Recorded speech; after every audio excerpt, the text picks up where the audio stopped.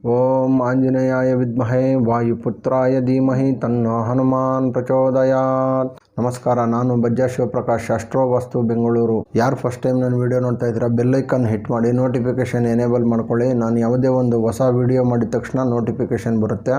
ಇವತ್ತಿನ ದಿನ ಜ್ಯೋತಿಷ್ಯ ಶಾಸ್ತ್ರದಲ್ಲಿ ರಾಹು ಇತರ ಗ್ರಹಗಳೊಂದಿಗೆ ಸಂಬಂಧ ಮತ್ತು ಯುತಿ ಇದು ಯಾವ ರೀತಿ ಫಲಗಳನ್ನು ಕೊಡುತ್ತವೆ ಎಂದು ಹೇಳುತ್ತೇನೆ.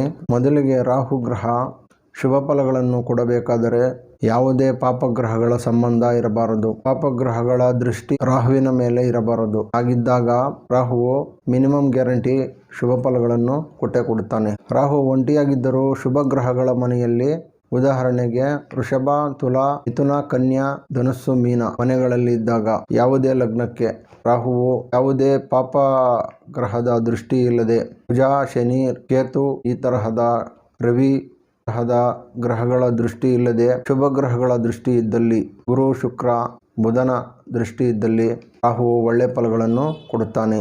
ರಾಹುವು ಉದಾಹರಣೆಗೆ 5 ಡಿಗ್ರಿಗಿನ್ನ ಹೆಚ್ಚಿನ ಅಂತರ ಇದ್ದು, ಉದಾಹರಣೆಗೆ ವೃಷಭದಲ್ಲಿ ರಾಹು ಇದ್ದಾಗ, ಶುಕ್ರನು ವೃಷಭದಲ್ಲಿ 5 ಡಿಗ್ರಿಯಲ್ಲಿ ರಾಹು ಇದ್ದಾಗ, 11 ಡಿಗ್ರಿ 12 ಡಿಗ್ರಿಯಲ್ಲಿ ಶುಕ್ರನಿದ್ದಾಗ ಇದು ಕಂಜಂಕ್ಷನ್ ಆಗುವುದಿಲ್ಲ. ಒಂದೇ ಮನೆಯಲ್ಲಿದ್ದರೂ ತೊಂದರೆಯನ್ನು ಕೊಡುವುದಿಲ್ಲ. ತೀರಾ ಹತ್ತಿರ ಬಂದಾಗ ರಾಹು 5 ಡಿಗ್ರಿಯಲ್ಲಿದ್ದಾಗ 6, 7, 8, 9, 10 ಇಷ್ಟು ಡಿಗ್ರಿ ಒಳಗಡೆ ಬಂದಾಗ ಕಂಜಂಕ್ಷನ್ ಆಗುತ್ತದೆ. 11 ಡಿಗ್ರಿ 12 ಡಿಗ್ರಿ ಮೇಲೆ ಹೋದಾಗ ಇದು ಯುತಿ ಆಗುವುದಿಲ್ಲ.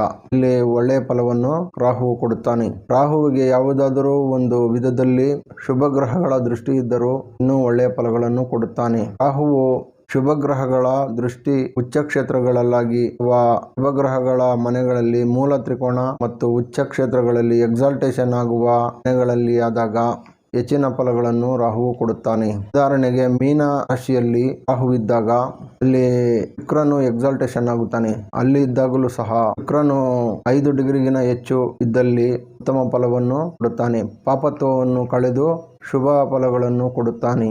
ಹಾಗೆಯೇ ಮೀನ ರಾಶಿಯಲ್ಲಿ ಇರತಕ್ಕಂತಹ ರಾಹುವಿಗೆ ವೃಶ್ಚಿಕದಲ್ಲಿದ್ದು ಗುರುವು ವೀಕ್ಷಿಸಿದರೆ, 5ನೇ ದೃಷ್ಟಿಯಿಂದ ವೃಶ್ಚಿಕದಿಂದ ಗುರುವು ವೀಕ್ಷಿಸಿದರೆ ಇನ್ನೂ ಹೆಚ್ಚಿನ ಶುಭ ಫಲಗಳನ್ನು ಕೊಡುತ್ತಾನೆ. ಗುರುವು ಕನ್ಯಾದಲ್ಲಿದ್ದು ವೀಕ್ಷಿಸಿದರೂ ಸಹ 7ನೇ ದೃಷ್ಟಿಯಿಂದ ಒಳ್ಳೆಯ ಫಲವನ್ನು ಕೊಡುತ್ತಾನೆ. ಹಾಗೆಯೇ ಕಟಕದಲ್ಲಿದ್ದು ಎಕ್ಸಾಲ್ಟೇಷನ್ ಆಗಿ ಗುರುವು ಮೀನ ರಾಶಿಯಲ್ಲಿ ಇರತಕ್ಕಂತಹ ರಾಹುವನ್ನು ವೀಕ್ಷಿಸಿದರೂ ಉತ್ತಮ ಫಲವನ್ನು ಕೊಡುತ್ತಾನೆ. ಮೀನರಾಶಿಯಲ್ಲಿ ಇರತಕ್ಕಂತಹ ರಾಹುವಿಗೆ ಪಾಪಗ್ರಹಗಳ ದೃಷ್ಟಿ ಇರಬಾರದು. ರಾಹುವು ಸಹ ಗುರುವಿನಂತೆ 5, 7 ಮತ್ತು 9ನೇ ದೃಷ್ಟಿಯನ್ನು ಹೊಂದಿದ್ದಾನೆ. ಪಾಪಗ್ರಹಗಳ ದೃಷ್ಟಿ ಮತ್ತು ರಾಹುವಿನ ದೃಷ್ಟಿ ಇದು ದಶಾಭುಕ್ತಿ ಕಾಲಗಳಲ್ಲಿ ಪ್ರಭಾವವನ್ನು ಹೆಚ್ಚಿಗೆ ಬೀರುತ್ತದೆ. ದಶಾಭುಕ್ತಿಗಳು ಇಲ್ಲದೇ ಇದ್ದಾಗ ಇದರ ಪ್ರಭಾವ ಅಷ್ಟಾಗಿರುವುದಿಲ್ಲ. ಚಂದ್ರನೊಂದಿಗೆ ರಾಹುವು ಇದ್ದಾಗ ಮನಸ್ಸಿನಲ್ಲಿ ಇರತಕ್ಕಂತಹ ಗೊಂದಲಗಳನ್ನು, ತೆಗೆದುಕೊಳ್ಳತಕ್ಕಂತಹ ನಿರ್ಧಾರಗಳಲ್ಲಿ ಗೊಂದಲಗಳನ್ನು, ಸರಿಯಾದ ನಿರ್ಧಾರಗಳನ್ನು ತೆಗೆದುಕೊಳ್ಳದೆ ತೀರಾ 5 ಡಿಗ್ರಿ ಒಳಗಡೆ ಇರತಕ್ಕಂತಹ ರಾಹುವಿಗೆ ಚಂದ್ರನ ಯುತಿಯಾದಾಗ ಮನಸ್ಸಿನ ಮೇಲೆ ತೀರಾ ಪ್ರಭಾವ ಬೀರುತ್ತದೆ. ಮನಸ್ಸು ಕಲುಷಿತವಾಗುತ್ತದೆ. ನಿರ್ಧಾರಗಳು ಮತ್ತು ಪಾಪತ್ವದಿಂದ ತುಂಬಿರುತ್ತದೆ. ಮನಸ್ಸು ವಿಕಾರತೆಯನ್ನು ಹೊಂದುತ್ತಾರೆ. ತೀರಾ ಹಠವಾದಿಗಳಾಗಿರುತ್ತಾರೆ. ತಮ್ಮ ನಿರ್ಧಾರಗಳಲ್ಲಿ ಬದಲಾವಣೆಗಳನ್ನು ಮಾಡುವುದಿಲ್ಲ. ಹಠಕ್ಕೆ ಬಿದ್ದವರಂತೆ ತಾನು ಅಂದುಕೊಂಡಂತೆ ಮಾಡಲು ತಪ್ಪು ನಿರ್ಧಾರಗಳನ್ನು ತೆಗೆದುಕೊಂಡು ಕುಟುಂಬದಲ್ಲಿ ಹಿಂಸೆಗಳನ್ನು ಮತ್ತು ಮನ ಕ್ಲೇಶಗಳನ್ನು ತುಂಬ ಇರುತ್ತವೆ ರಾಹು ಚಂದ್ರನೊಂದಿಗಿದ್ದಾಗ. ಸೂರ್ಯನು ಚಂದ್ರನು ಯಾವಾಗಲೂ ರಾಹುವಿಗೆ ಶತ್ರುಗ್ರಹ. ಸೂರ್ಯನೊಂದಿಗೆ ಚಂದ್ರನೊಂದಿಗೆ ಯುತಿಯಾದಾಗ ತೀರಾ ನಾನು ಹೇಳಿದಂಗೆ 2 ಡಿಗ್ರಿ 3 ಡಿಗ್ರಿ 5 ಡಿಗ್ರಿ ಒಳಗಡೆ ಇದು ಗ್ರಹಣವಾಗುತ್ತದೆ, ಗ್ರಹಣ ದೋಷವಾಗುತ್ತದೆ. ಹಾಗೆಯೇ ಶುಕ್ರನೊಂದಿಗೆ ಸಹ ಇದ್ದಾಗ ತಮಗೆ ಬೇಕಾದಂತಹ ಜೀವನಕ್ಕೆ ಸಂಬಂಧಪಟ್ಟಂತಹ ಎಲ್ಲ ಸೌಲಭ್ಯಗಳನ್ನು ಹಠಕ್ಕೆ ಬಿದ್ದು ತಾವು ಪಡೆದುಕೊಳ್ಳುತ್ತಾರೆ. ರಾಹು ಒಂದು ದುರಾಸೆ ಗ್ರಹ. ಜೀವನದಲ್ಲಿ ಬೇಕಾದಂತೆ ಮುನ್ನಡೆಯಲು ಯಾವ ತರಹ ಬೇಕಾದರೂ ಛಲದಿಂದ ರಾಹು ಛಲ ಮತ್ತು ತಂತ್ರಗಾರಿಕೆಯಿಂದ ತಮಗೆ ಬೇಕಾದಂತಹ ಸೌಲಭ್ಯಗಳನ್ನು ಪಡೆದುಕೊಳ್ಳಲು ರಾಹು ಯಾವಾಗಲೂ ಮುಂದಿರುತ್ತಾನೆ ಮತ್ತು ಪಡೆಯುತ್ತಾನೆ. ರಾಹು ಒಂದು ದುರಾಸೆ ಗ್ರಹವಾದ್ದರಿಂದ ಯಾವ ರೀತಿಯಲ್ಲಿ ಬೇಕಾದರೂ ಬೇಕಾದಂತಹ ಜಾತಕನು ನಿಪುಣತೆಯಿಂದ, ಕುತಂತ್ರಗಾರಿಕೆಯಿಂದ ಸಾಧಿಸಿ ಜೀವನದಲ್ಲಿ ಮುನ್ನಡೆಯುತ್ತಾನೆ. ಹಾಗೆಯೇ ಈ ವಾಯುತತ್ವ ರಾಶಿಗಳಲ್ಲಿ ಚಂದ್ರನೊಂದಿಗೆ ರಾಹುವಿದ್ದಾಗ 6 ಡಿಗ್ರಿಗಿನ ಹೆಚ್ಚು ಶುಕ್ಲ ಪಕ್ಷದ ಚಂದ್ರನಿದ್ದಾಗ ಅವರು ತುಂಬ ಇಂಟೆಲಿಜೆನ್ಸ್ ಆಗಿರುತ್ತಾರೆ. ಹಾಗೆಯೇ 5 ಡಿಗ್ರಿಗಿನ ಹೆಚ್ಚಾಗಿರಬೇಕು. 6-7 ಡಿಗ್ರಿಗಿನ ಹೆಚ್ಚಿದ್ದಲ್ಲಿ ಉತ್ತಮ ಫಲಗಳನ್ನು ಕೊಡುತ್ತದೆ. ಶುಕ್ಲ ಪಕ್ಷದ ಚಂದ್ರನಾಗಿದ್ದು ಎಕ್ಸಾಲ್ಟೇಷನ್ ಆಗಿರತಕ್ಕಂತಹ ಮನೆಗಳಲ್ಲಿ ಚಂದ್ರನು ಎಕ್ಸಾಲ್ಟೇಷನ್ ವೃಷಭ ರಾಶಿಯಲ್ಲಾಗುತ್ತಾನೆ. ಅಲ್ಲಿ ಸಹ ಶುಕ್ರನೊಂದಿಗೆ ಚಂದ್ರನು ಯುತಿಯಾದಲ್ಲೂ ಸಹ ಸುಮಾರು 10 ಡಿಗ್ರಿ ವ್ಯತ್ಯಾಸ ಬಂದಲ್ಲಿ ಒಳ್ಳೆ ಫಲವನ್ನು, ಹಾಗೆಯೇ ಶುಭ ಗ್ರಹಗಳ ದೃಷ್ಟಿ ಇದ್ದಲ್ಲಿ ರಾಹು ಒಳ್ಳೆ ಫಲವನ್ನು ಕೊಡುತ್ತಾನೆ. ಗುರುವಿನೊಂದಿಗೆ ರಾಹು ಯುತಿಯಾದಾಗ ಗುರು ಚಂಡಾಲ ಯೋಗ ಎಂದು ಹೇಳುತ್ತಾರೆ. ಆದರೆ ಗುರುವಿನೊಂದಿಗೂ ಸಹ ಯುತಿಯಾದಾಗ ಗುರುವಿನ ಶುಭತ್ವವನ್ನು ರಾಹು ಪಡೆದು ಅದನ್ನು ದುರುಪಯೋಗ ಮಾಡಿ ತನಗೆ ಬೇಕಾದಂತಹ ಸೌಲಭ್ಯಗಳನ್ನು ಬೇಕೋ ಹಾಗೆ ಅತಿ ಹೆಚ್ಚು ಮಾಡುತ್ತಾ ಒಂದರಿಂದ ರಾಹು ಮಾಡುತ್ತಾನೆ. ಶುಭತ್ವವಾದರೂ ಸಹ ಹೆಚ್ಚಿಗೆ ಮಾಡುತ್ತಾ ಹೋಗಿ ಕೊನೆಗೆ ಆ ಫಲಗಳೆಲ್ಲ ಆಗುತ್ತವೆ, ಸಿಡಿಯುತ್ತವೆ. ಹಾಗೆಯೇ ಛಿದ್ರ ಮಾಡುವಂತಹ ಕೊನೆಗೆ ಛಿದ್ರವಾಗುತ್ತದೆ. ಅಶುಭವನ್ನು ಸಹ ಮಾಡುವಂತಹ ತನ್ನ ದಶಾಭುಕ್ತಿಗಳಲ್ಲಿ ಮಾತ್ರ ಈ ಫಲಗಳಿರುತ್ತವೆ. ದಶಗಳಿಲ್ಲದಿದ್ದಲ್ಲಿ ಫಲಗಳಿರುವುದಿಲ್ಲ. ಚಿಂತಿಸುವ ಅಗತ್ಯವಿಲ್ಲ.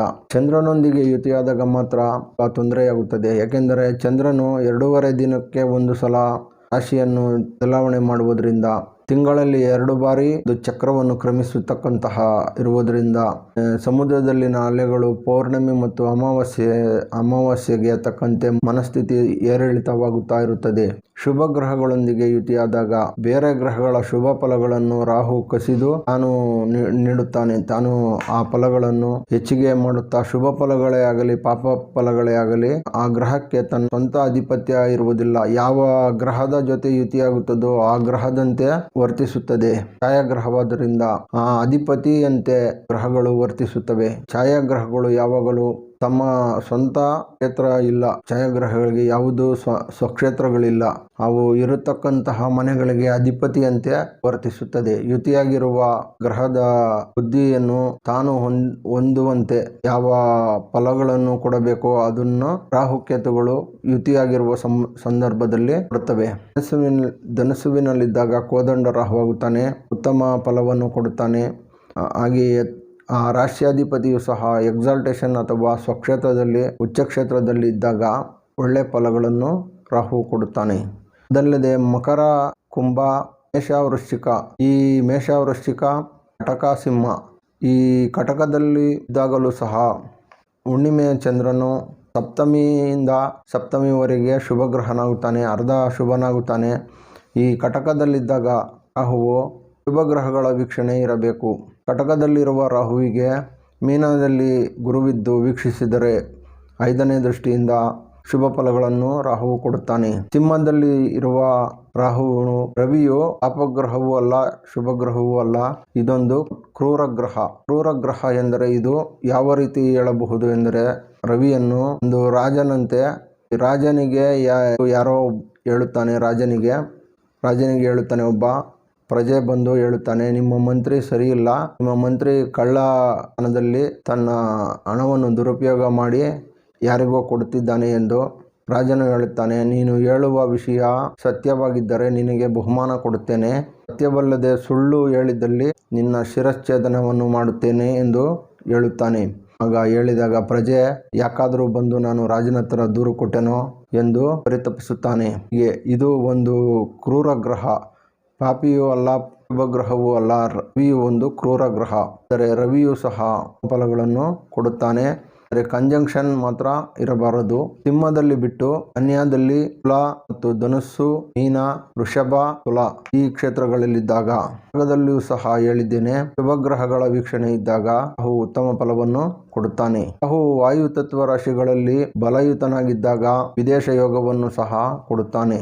ವಾಯುತತ್ವ ರಾಶಿಗಳೆಂದರೆ ಮಿಥುನ, ತುಲ ಈ 2 ರಾಶಿಗಳು. ಕುಂಭ ರಾಶಿ ಗ್ರಹದ ರಾಶಿಯಾಗುತ್ತದೆ. ಇಲ್ಲಿ ತತ್ವವು ಹೆಚ್ಚಾಗುತ್ತದೆ.